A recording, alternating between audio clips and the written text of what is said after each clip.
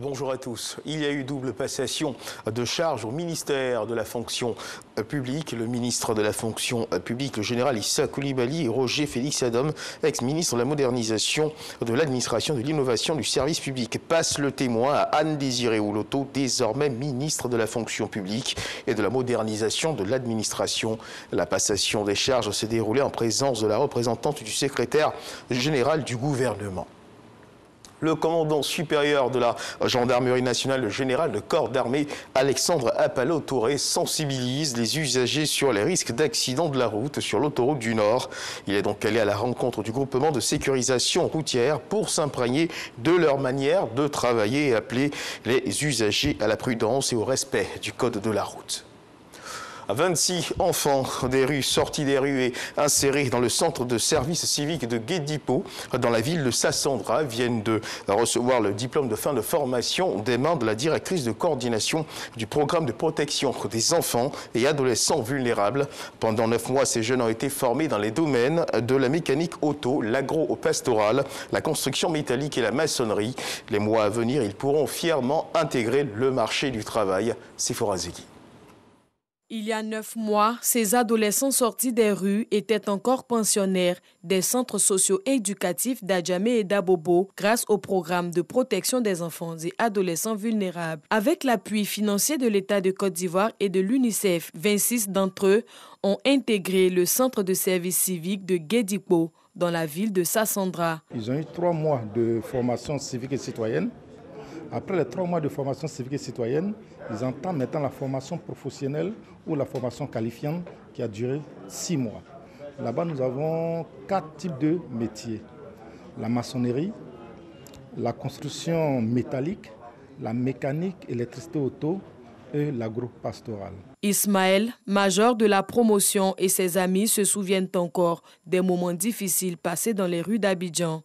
Mon parcours était difficile, mais je me suis tenu bon pour y arriver.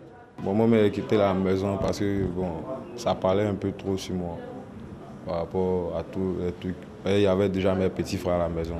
Donc c'est pour cela, j'ai quitté à la maison, je suis parti dans la rue pour pouvoir moi-même avoir l'argent pour mon propre pain. J'ai fait des histoires avec la famille et moi-même, je suis sorti de moi-même. Je suis sorti, je me suis donné à la rue moi-même. C'est fièrement que ces nouveaux diplômés reçoivent leur parchemin en présence de leurs parents. Ces adolescents se disent désormais transformés et prêts à affronter tout obstacle. Aujourd'hui, je suis devenu un homme accompli, je suis devenu responsable et je dis merci à l'État. Je dis merci à l'État, à tout ce qu'il a accompli depuis le bas âge. Et il ne faut pas qu'il va baisser la main, il ne faut pas qu'il va arrêter sur nous seulement. Il va continuer de prendre d'autres enfants. Et que j'ai surmonté toutes les épreuves. Et aujourd'hui, j'ai eu mon diplôme, je suis content. Moi, nous leur disons merci pour tout ce qu'ils ont fait pour nous. Et la récompense vient de Dieu. Nous aussi, on ne va pas les laisser. On va continuer pour leur montrer plus encore. L'insertion de ces jeunes a été possible grâce aux actions de rue entreprises par le programme de protection des enfants et adolescents vulnérables. Nous avons pu faire tout le travail, faire la dramathérapie avec les enfants, là et la médiation culturelle. C'est toute une équipe, c'est tout un plan multisectoriel qui a été mis en place pour que nous ayons ces résultats-là. Et nous sommes fiers de ce résultat. Pendant 3 mois, ces jeunes gens vont effectuer des stages pratiques auprès de particuliers. À la fin de ce stage, le ministère de la Femme, de la Famille et de l'Enfant, avec l'appui financier de l'UNICEF, va financer leur installation. Dans l'actualité internationale, à Djibouti, le président sortant djiboutien Ismaël Omar Guelleh a été réélu président de la République hier vendredi à 98,58% des voix selon les chiffres officiels provisoires. Un 5e mandat pour Ismaël Omar Guelleh qui dirige le pays depuis 22 ans. Face à lui dans cette course à la présidentielle, Zakaria Ismaël Farah, un homme d'affaires de 56 ans. Les quelques 215 000 électeurs inscrits sur une population totale de 990 000 personnes étaient invités à se rendre dans l'un des 529 bureaux de vote du pays, en majorité situés dans la capitale Djibouti-Ville, pour choisir leur président.